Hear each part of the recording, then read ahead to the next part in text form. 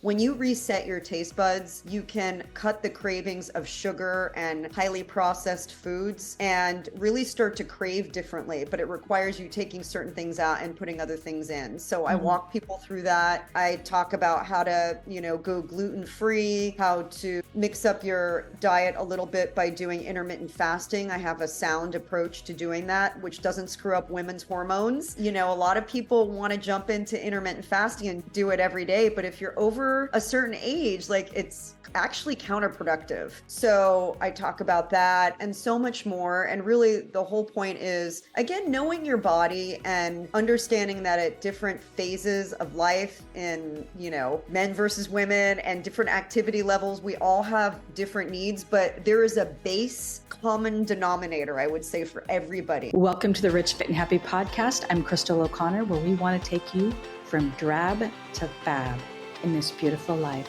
Let's go. Hello. I'm so excited. I brought on someone really fun today. She's known as the Fit Foodie, and her biography is so long that I got to put on my glasses here. Okay, so Mareya Abraham, and I knew that I would do that to your last name, and I'm so sorry.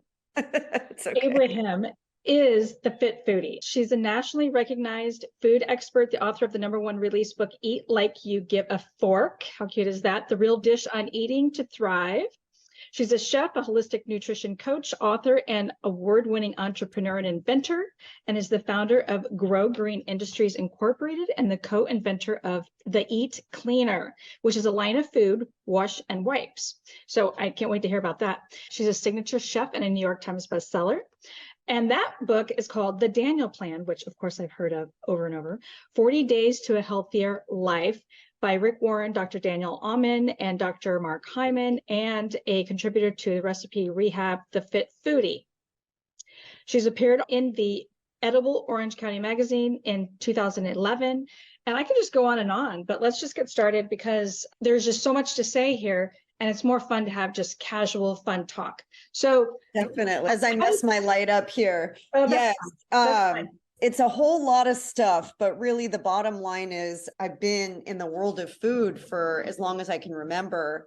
And I really feel very passionately about helping people understand the true role that nutrition plays in their lives, because there's no pill, there's no quick fix, there's no amount of therapy that you can go through that will do what a good diet can do. And I am seeing proof of that. And so many people that I have coached over the years. So, if you think that food is not it's just sort of a thing that we do, you're so missing the point. And that's really the fun conversation. Yeah, I started with my first company called the Moxie Entrepreneur, and I use the term Moxie because energy, I feel like, is everything, and food should be energy. It should be giving you energy, not taking it, right? So at what point were you considered, you were a chef, but at what point did they start calling you the Fit Foodie, or did you do that to yourself? Yeah, well, I made the shift from being a classically trained chef to becoming more of a holistic, taking that holistic route about, it's been about 15 years now. And it was really then, I was doing a lot of segments on television and I would go on, they'd be like, everything you're making is so healthy. And I have always been an athlete. I've always trained, whether it's, cycling or playing soccer, or now I'm bodybuilding, but that fitness side of me has always been something very important too. So that's kind of how the Fit Foodie came along, because I'm a foodie, but the food that I crave and love is what feeds you to the core. And really the secret, or not so much a secret, but the way you get a fit body is through your food. That's 80 to 90% of your success. It's the exercise just kind of does the fine tuning. And it sounds like you're really setting a powerful example for women in the food industry. Tell me what that's all about. Yeah, well, when I started my company, and we make a line of patented and lab proven food safety and shelf life extension products for home use and for the food industry, for food service. Our brand is called Eat Cleaner. You can find it in many grocery stores, but online and on our website as well. And Eat Cleaner is really about helping people remove the residue on your fresh fruits and vegetables that water can't, that can make you very sick, and also helping to extend shelf life. And then we make a number of different products for the food industry on the processing side to help food last longer naturally and to be safer. But, for me, like the root, no pun intended, but really the root of what we should all be eating comes from the ground. It comes from fruit and vegetables. And we get it twisted a lot of the times. We want to lean into all of the convenience foods that are supposedly healthy, or the packaged items, or, going out to eat and eating what someone else has made for us that's healthy. The problem is we have no control over our food at that point. We don't know what oils they're using. We don't know if the protein's been sourced sustainably. We don't know if the produce has been cleaned properly. So for me, I really want people to think about stripping all of that back to like the ground level. And if the majority of what we should be eating, fruits and vegetables, are not being handled correctly, and that's what you're getting the volume of your calories and your micronutrients from, then we've got to fix that. There's a whole lot polluting our produce nowadays, from the conditions of the soil to the pesticides and fungicides and herbicides that are sprayed to the chemicals that are being coated on the food, and the list goes on. You sound really knowledgeable about that. Did something happen? How did you become aware of all of that? And I like to think that we're all kind of aware, but not on this deep level where it propelled you to actually start a company to solve this problem. Yeah, well, it really started almost 29 years ago now when I started in the food industry. I was in my early 20s, and I've just always loved food, and I've always loved the topic of food, and I went to cooking school. But what I found out is that, again, there are a lot of dirty secrets in the food industry. And as I started to learn more and more, I was an editor for a monthly magazine. As I started interviewing people and kind of peeling the onion back, I learned a lot. And, fast forward about 15 years later, my dad got cancer.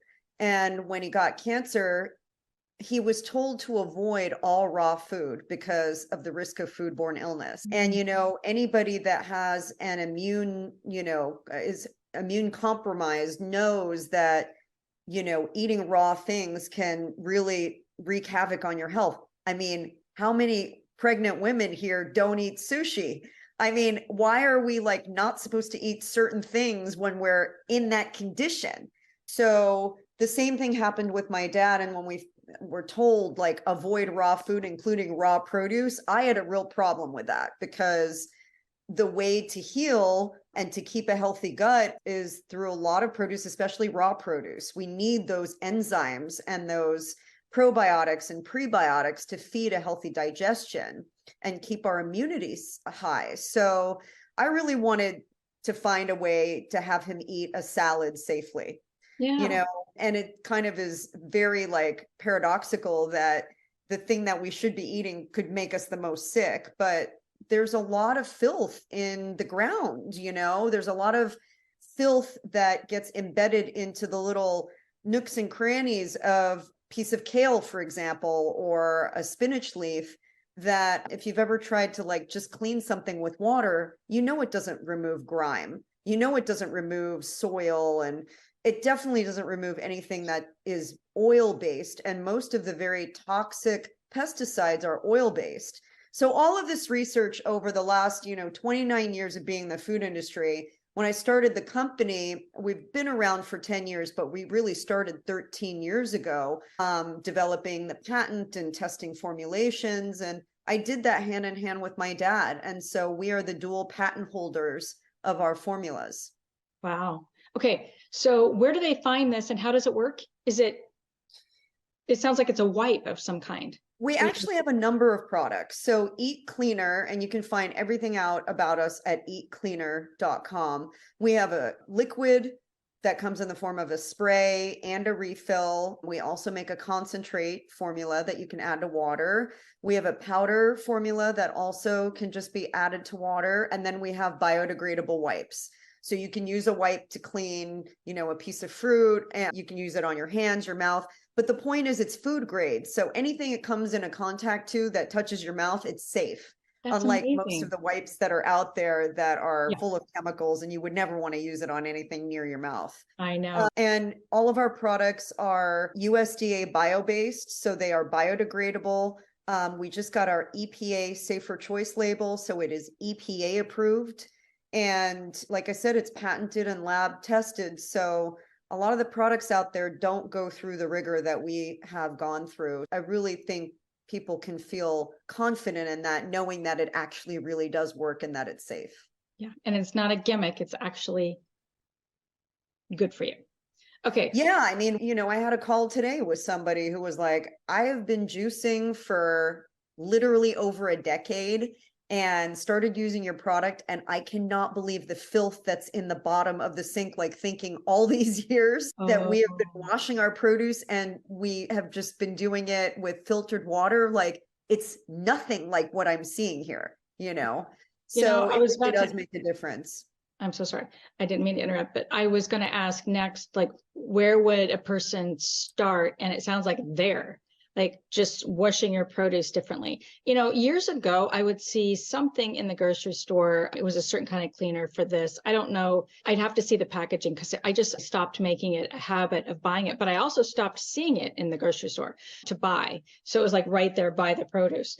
But, I thought when I was changing my diet years ago and starting to juice and eating more fruits and vegetables and just having them on hand, I thought, oh, I'll never remember to do all this. But it was just a little bit at a time, and drastic change was made just by creating little habits. And some of that was just when I would go on Sundays, like I'd pick one day a week and made that a habit of grocery shopping on Sundays. Then immediately getting it all out and cleaning it in with just water. So I'm going to have to change that. And then putting it away makes all the difference in the world. That leads to the next habit of me reaching for it because I can see it. Totally. Right. So for those of you that think that, oh, you can never remember, it's just one more step. Oh, it's so worth it. It's so worth it. So I think what you're saying is so important because we can have the best of intentions, but if we don't have a ritual behind it, something that we do that's ritual every time, then we forget about it, and I really like what you said. I encourage people, and we have a lot of tutorials and videos that we post both on my Instagram and Facebook at Chef Mareya, and also on Eat Cleaner, where we show people what to do, and it doesn't have to be hard. Literally come home from the market, or the farmer's market is where I love to get the majority of my produce. I have a collapsible basin that I put in my sink that is always clean, because your sink is one of the dirtiest places in your house. And the powder goes in there, the water goes in there. I do a few loads. I put everything out on a drying mat, and once it's dried, it goes in clear containers with a paper towel on top, and that's it. And you just do that over and over and over and over again. It's satisfying, isn't it? And it just makes eating so much easier because you don't have to think about doing it in the moment. You don't have produce rotting in your crisper, like degrading in those plastic bags. Yes. And it makes eating better, so much more convenient. Hey, so years ago, I read a book that led me to juicing, and I had never, heard of it until I read this book, and it did change some problems that I was having, like, quickly. But then after, I just kind of stopped doing it because it seemed like a big hassle. I kind of stopped doing it, but I would hear opinions about juicing versus just eating it raw, and how juicing takes all of the fiber out. What is your opinion about that? Well, I think that both can be done. I really like juicing from the perspective that you can get a lot of micronutrients in a glass. I mean, talk about like concentrated nutrition. And in some cases, like, you can't really eat the fiber, like ginger, for example. So juicing it makes a lot of sense. Same with like carrots. I mean, carrots, you can get so much nutrition in a glass, and it's hard to like actually get all of that fiber down. But I like smoothies too. So I'll do a combination. Like, I just took a juice shot myself, and it's got cherry and beet in it, which I love. But then I'll make a smoothie and I'll add fresh produce to that as well. So I think you can accomplish two different things in two different ways. You know, I like to get So my tell me whole about the fiber cherry, too. and why do you do cherry and the beet? What are those two? So cherry helps with pain management. It's a natural pain reducer, and beet helps to oxygenate the blood. So this is excellent for posts like exercise recovery. That combination helps to Okay. lower inflammation also. What book can people find of yours about things like that? So they know what to buy instead of just going and buying a bunch, but just having like, doing a juice shot and having them even ready. I know that you shouldn't do too much and keep it in there for days because the Yeah. enzymes die, right? So like what, Right, 15 right. minutes?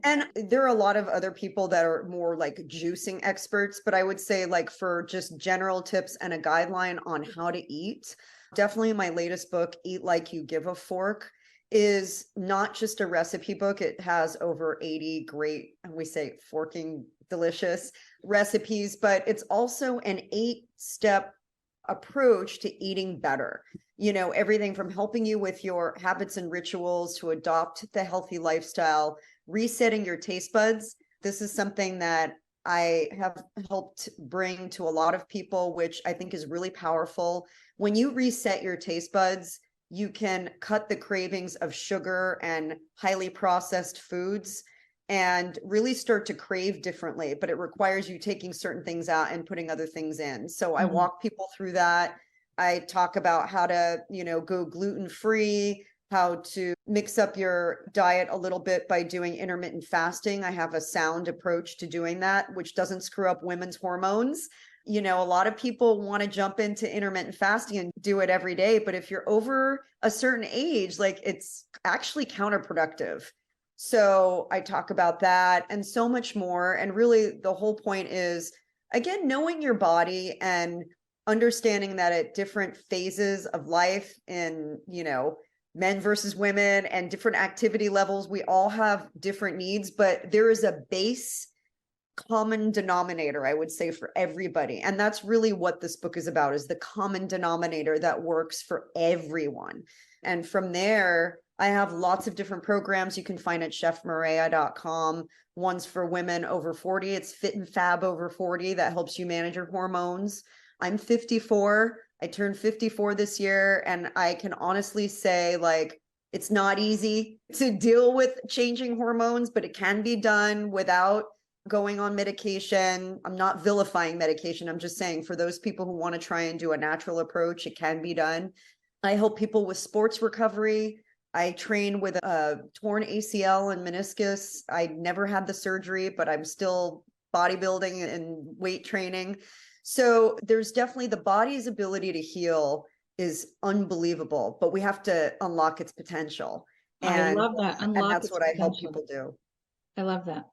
So when did you get into bodybuilding? Just recently this year? Yeah, Or- just recently. I started last year.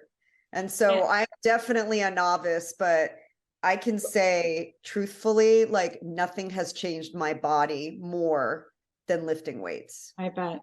Just the little that I've done in my life, I know that that was the fittest that I was when I was able to leg press 200 pounds. I was like, I couldn't believe it. I was doing it, first of all, and how easy it got and how much stronger I was. But Yeah. I'm 53. And so I'm right there with you that it becomes a lot more tricky. It's just trickier to get the muscle and maintain it.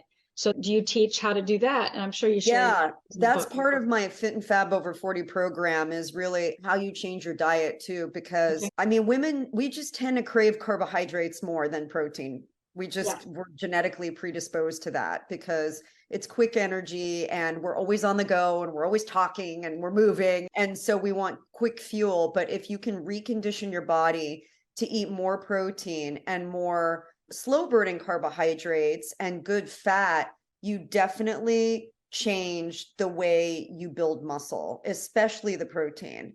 And that, any bodybuilder will tell you that that's the most important part. I mean, I saw the difference in myself. I went plant-based for 2 months and it didn't work for me. I love eating plants and I eat them every single day, but just to like cut out all animal protein for 2 months, it didn't work for me. Not to say it doesn't work for other people. It's just a very personal thing. I needed the animal protein to be able to build muscle for me. Yeah. Yeah. I have some ideas, or not ideas, but I have some opinions about that. And I can't, it's not healthy. And I'm going into mom mode. That's where my mind is going because I have a daughter that does not like to eat protein. And I literally send her texts and break down because she's nursing right now, a baby. And I'm like, you should be getting this much protein. I math it for her. And so I think she's starting to understand. But when you break it down, it's easier to get to a certain number of macros. So anyway, Yeah. but Well, I mean, you have to think about protein is made of essential amino acids, and those amino acids are called the building blocks of humanity. So wrap your head around that. Like, if it's got that title, then I should probably start with that as my foundation. You yeah, know, that's where you build your house, is on the building blocks of humanity, you I know. love that. I love that. Okay. So I know, just like with anybody that has achieved success, and it sounds like you just have on so many levels, we also have to face failures. Can you name a failure or two that you feel like you've learned the most from? And would you like to share it? So many. Wow, so many. And you know, I'm not trying to sound Pollyanna, but I like to call them like challenges, because you know, a failure to me is when you never get back on the horse, like you failed, you never tried again. And I look at these challenges, these obstacles, as things that like make me get back on the horse, but make me smarter and stronger because I have overcome something. I won't name any names, but we were working with a company and we had a very long standing working relationship, and we didn't have a signed agreement on something, and they completely reneged on it, and it cost us almost $1 million.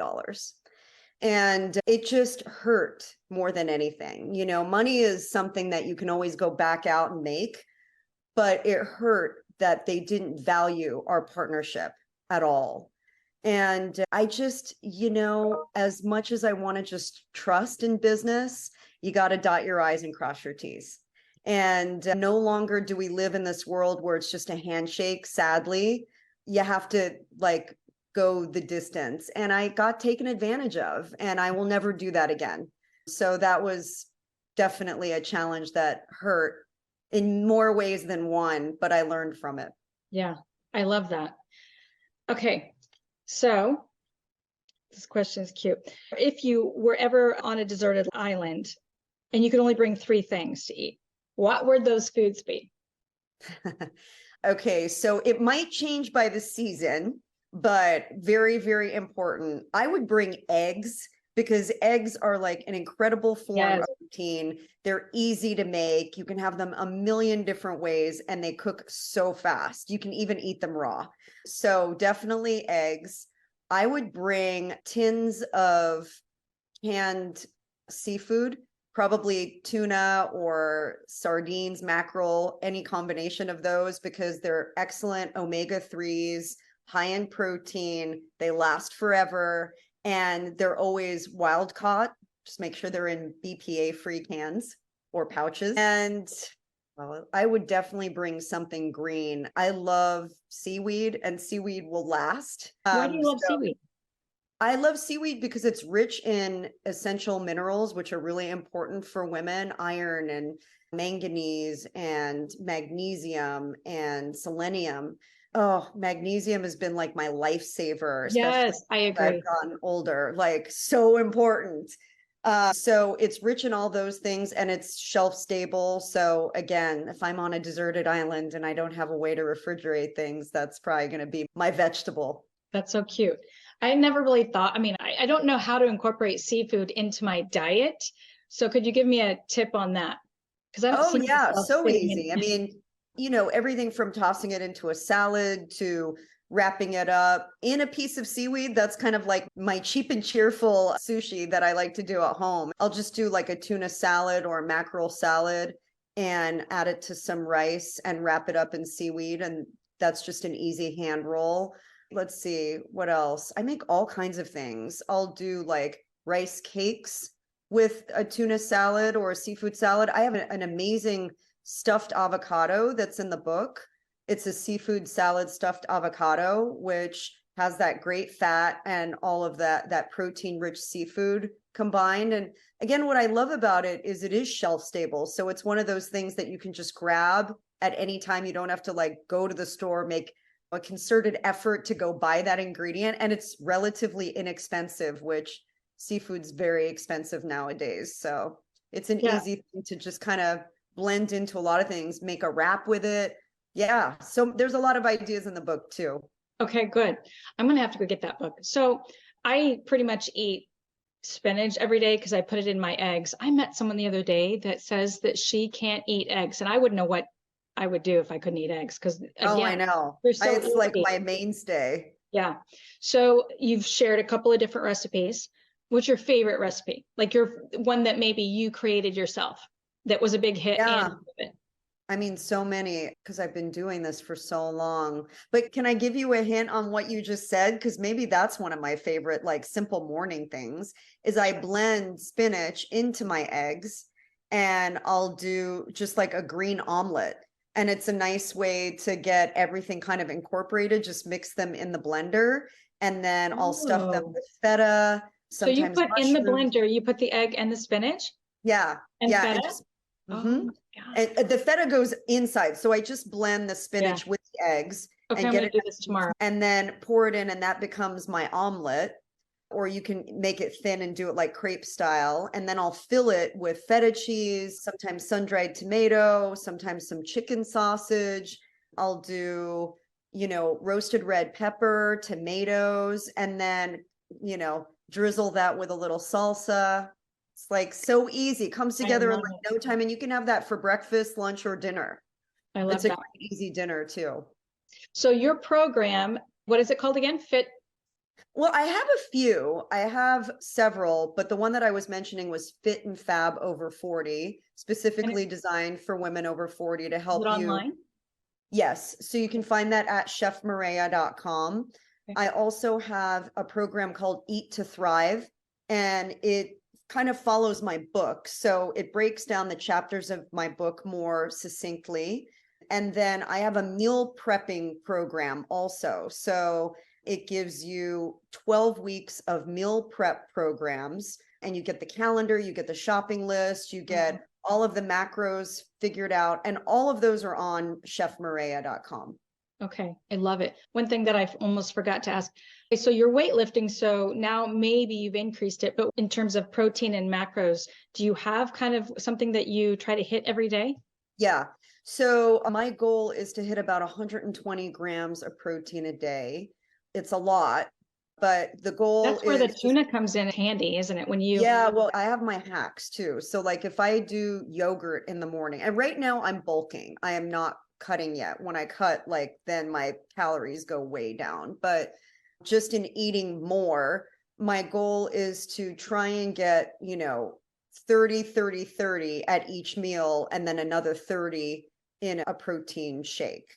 So I'll do like yogurt with protein powder mixed in, or I'll do oatmeal with protein powder. Oh my gosh. Is what it's called in the bodybuilding world. And sometimes I'll add egg whites to those, or I'll do eggs with, chicken sausage or something like that in the morning. And then for lunch, I almost always do a salad. So it's a salad with chicken breast on it, or some kind of seafood, high protein, and then hard-boiled eggs I'll add to that, and beans also. So I'll just load it up. And then usually in the evening, it's so many different things. It just kind of depends on the day. But my go-tos are usually lean, some kind of lean meat, whether it's chicken or turkey or pork, tenderloin, like a white meat pork. I love seafood, so that's usually my preference. And then I'll just mix up a protein smoothie with water, protein powder. Sometimes I'll add a little bit of peanut butter, or I'll do like just a little scoop of sunflower butter. That's how I reached that goal. Cottage cheese has been a big part of my, because I kind of got sick of yogurt. So I've been doing cottage cheese, and like half a cup of cottage cheese is 15 grams of protein. So I can eat a cup and hit my goal for the meal. I love it. I remember when I started really thinking about how in the world am I going to hit 90 or even 100 grams? I thought it sounded impossible. But what it does is it forces you to start getting creative. And your book sounds perfect for that. You got to get a little. Yeah, it forces you to also really think strategically about your meals instead of just eating. I think oftentimes we just get into this mode of just like, oh, I'll just grab whatever looks good.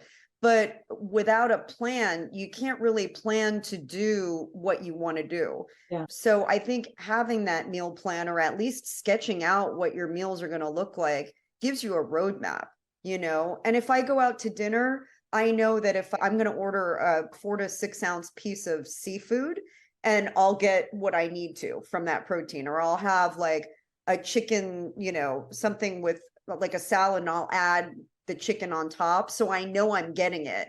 And if you just know your numbers, at least have some guidelines on your numbers, then it makes it a lot easier. Because otherwise you're like, well, I don't even know, how do I get 20 or 25 or 30 grams of what does that even look like to me? And there are apps like MyFitnessPal and stuff, but I kind of like a ritual. So that's why I like meal planning, is it just helps me know and plan for the week. I use Google Calendar for, like, on Sunday, I'll sit for an hour or two and plan everything out, just like I planned this interview. And then I color code it. But what I started doing, which I hadn't thought of doing, I would sit with my app and kind of plan out, to try to get the numbers in there. But then I started putting it on my Google Calendar.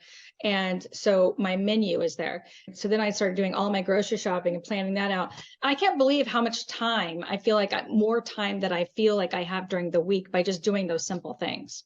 Yeah. And people would go, wow, you spend an hour or two doing that? That's a lot. But no, we spend more time wandering the grocery store, trying to figure out what to eat, or sitting in line at a restaurant, or waiting for a table, or whatever. And I'm not saying don't go out to eat and don't enjoy those things. Life is about also celebrating, but having balance. And if you kind of, instead of eating out more or door dashing more, you actually prep your meals more, you're going to see a huge difference, because you can't even believe how much fat they're using, how much seed oil, how much butter, how much sodium. Like, as a chef, I can tell you, like, the way you create flavor is through butter and chicken stock. And then it's a whole lot of butter and a whole lot of salt. So when you do it yourself, and you're in control, instead of just assuming or thinking that what you're eating is true. Because actually most of the numbers that are reported on, like, calories and macros at takeout meals or quick service restaurants, are wrong.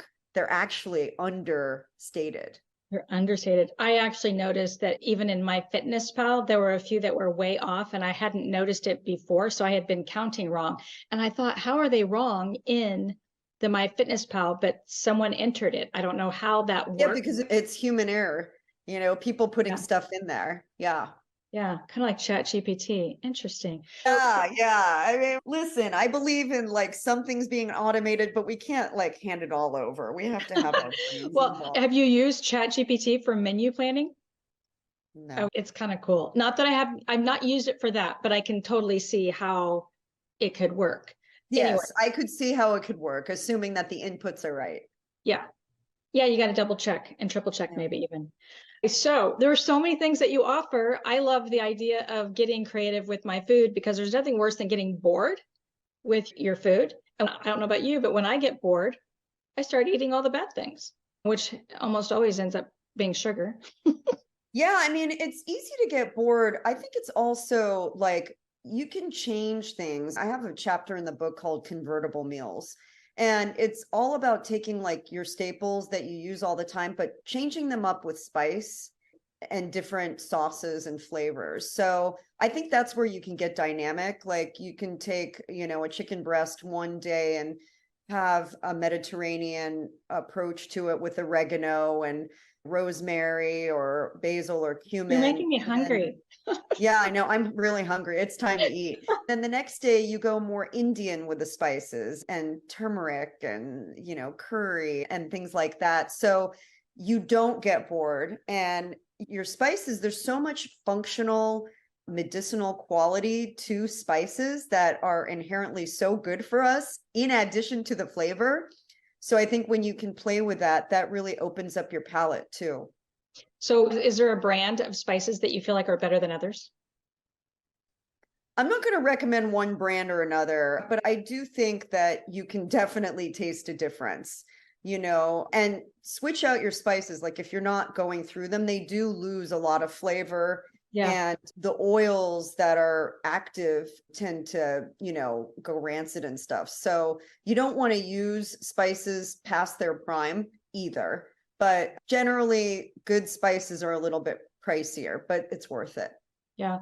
You said something really important that not enough people talk about, and it's almost like this hidden little gem or hidden secret, and that is amino acids. And there's a test that you could take that I found, and it was like it's through Life Extension online, and you can order your own like test labs and find out if you're low on amino acids, but it's something that you can actually add. Obviously, we want to get minerals and vitamins from our food. That's most important, but some supplements can help. Do you use supplements sometimes every once in a while to hit your amino acids? And have you ever? I use supplements every day. I mean, and I'm not shy to talk about it. I think that there's a lot of schools of thought, but having studied food and agriculture for a long time, I know that also a lot of our soil is Not organic.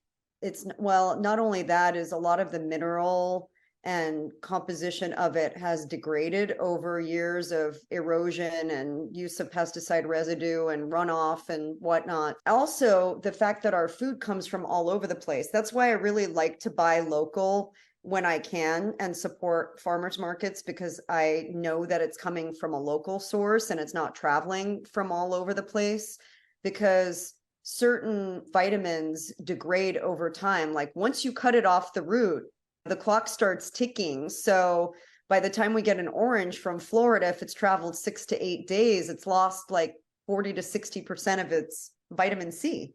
So the more you can support local, the better. But anyways, on the subject of supplementing, I really feel strongly that our bodies are so complicated. And at the same time, they're also very smart. So if you take a multivitamin and you're eating well, it's sort of like the safety net. It's not going to save you if you have a crappy diet. Let me just make that clear. So you can't just eat junk and then take your vitamins and think you're going to be healthy. But it's sort of like the trapeze artist that knows what they're doing and they're skillful, but then has the net underneath. It's just going to catch them if they fall. That's how I use vitamins. Yeah. I like to think of it as when I'm taking my vitamin that it needs the food to actually work. And for some reason, I got that into my head and it helps me eat better because and there's good vitamins and there's vitamins that you're just going to pee out. So I always say, make sure your vitamins are food-based. Make sure, try and use organic as much as possible. Try and use fermented vitamins because the fermentation is like food. So your body will metabolize them and use them like food. That's very important. And try and get something where, you don't have to take a handful every day, because that's not realistic for a lot of people. I know a lot of people who are like, I can't swallow a bunch of vitamins. So find one that fits your lifestyle and what you're gonna take ritualistically, because if it just sits there on your counter and you're not using it, then it's obviously not doing you much good. I do the gummies.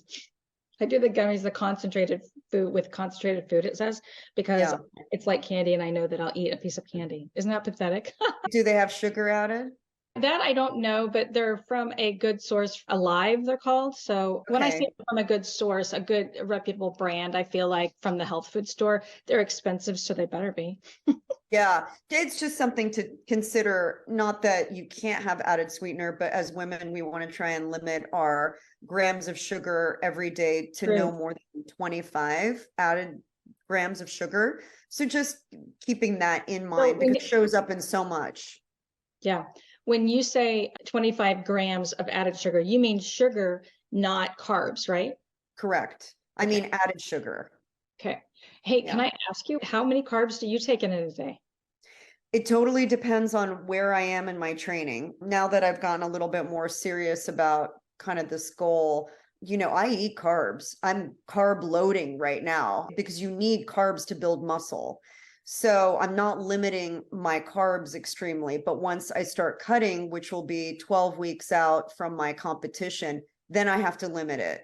Again, it's everybody and their goals. I mean, I don't think there's definitely not a one size fits all, but also this idea of being scared of carbs is something people need to get rid of. We all need them.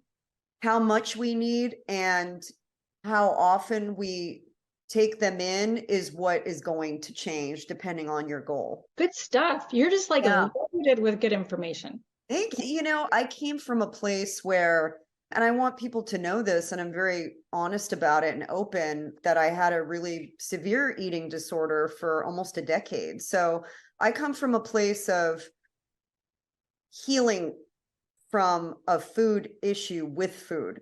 And really that comes with knowledge, because, you know, I think this is true in life. When you don't know enough about something, you have a lot of fear of it because you don't know how to control it. But when you know about it, you can control it. And so once I understood it and I came to terms with like what it takes to operate this amazing machinery that we get to live in every day, then it was just like, okay, I am hurting myself by starving myself. I am not doing myself any justice right now. When you figure that out and you accept that, you realize like, okay, I need the food to fuel the machine. Your body wants to burn. And when you deprive it, it holds on to fat and it doesn't burn efficiently. And you actually end up doing the counterproductive work. I can't tell you how many people I've met who are like, I can't lose the weight. I've got this like fire around my stomach. And I'm like, what do you eat? And they tell me, and I'm like, you're not eating enough. You're absolutely not eating enough calories. So your body is holding on to it. So I think it's very important that we know that, especially women. Women have the hardest time sometimes eating because they think they're going to gain weight. When the truth is, if you don't eat enough, you are going to gain weight too, because your body's going to think it's in crisis mode. In all the wrong places you don't want. Exactly. Stomach, yeah. Okay. Mareya, thank you so much for being here. And I am going to put all of your information in the show notes so people can click and go directly to you and sign up and buy your book and learn more, change their life. Is there anything you want to add? Awesome. Thank you. I love that. And if it does resonate with you, come join me too on social media. On Instagram is where I'm going to put all of that there too. And Facebook, because I am very open with answering questions too. So if anybody needs some guidance, I'm here. I have to ask one fun thing. Are you a Taurus? No, I'm a Capricorn. Oh, you are? Okay. I didn't expect that. In astrology, they talk about Taurus being the foodies and they love food. And I thought you just sounded like one. No, I'm a goat. You're okay. Okay, hon. Thank you so much. Have a great day, everybody. Thank you. Bye-bye.